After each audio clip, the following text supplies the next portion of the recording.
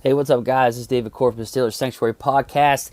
I wanted to bring back a segment we used to do. It was called I Said What I Said. So here it goes. If Tomlin is wrong about Canada and they go 9-8 again or worse next season, it's time for Tomlin to retire. And here are my reasons why.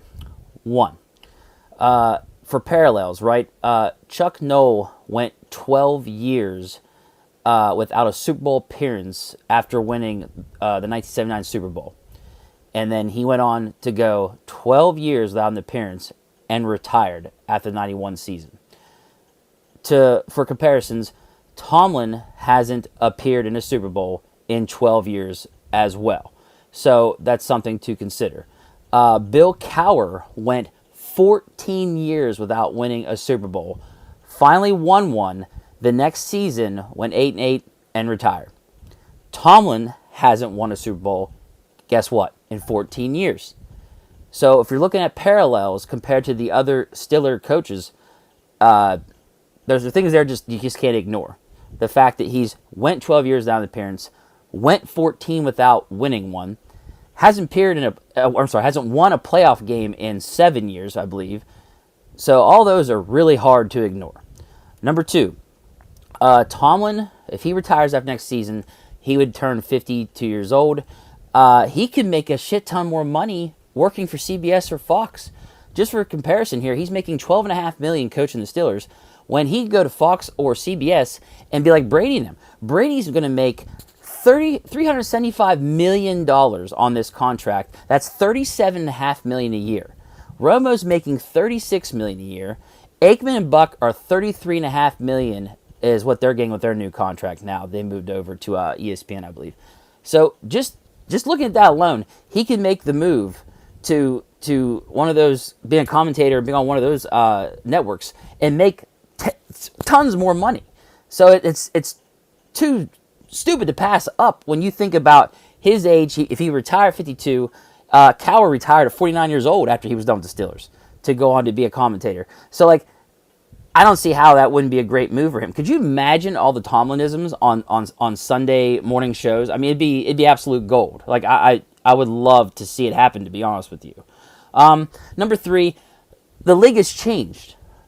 Every team in the playoffs this season, with the exception of one, was an offensive background head coach. Almost every one of them was.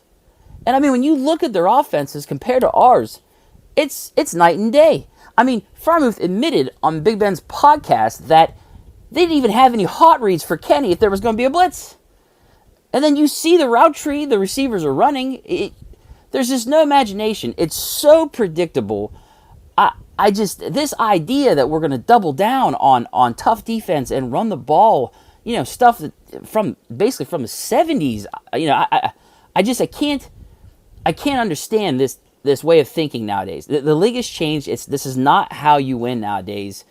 It's geared towards the offense more, and I just don't understand how we're just doubling down on this. I really don't. And sooner or later, somebody's got to be like, hey, we have to change. We have to change. Number four is going to be, to me, if this season does go to shit next year, to me it's unforgivable that they did not wait till after the Super Bowl to make coaching decisions, because they ended up not being able to land Eric Bieniemy, who I'm pretty sure would have rather went to the Steelers than to go to the Washington Commanders. They could have had a shot at that and decided, no, we're going to make our decisions now and keep Matt Canada. And to me, that's unforgivable. You really screwed up. You could have landed some of these other top offensive minds out there after the Super Bowl was over, and they chose not to. They chose to make these moves now, right after their season ended, and it could get them blown in their face next year if this offense is still towards the bottom of the league next year, and they don't do well. Number five, if the Steelers are not going to pay a premium to land a top offensive coordinator, then it's time. It's time to find the next Andy Reid, Sean McVay, Kyle Shanahan, who they are the head coach. They call their own plays, because that's the only coach. The head coach position is the only position that the unis are going to pay a premium to. And it's obvious when you see all these coaches they've brought in, and some of them are not that good, and they're not getting paid a lot. So you get what you pay for.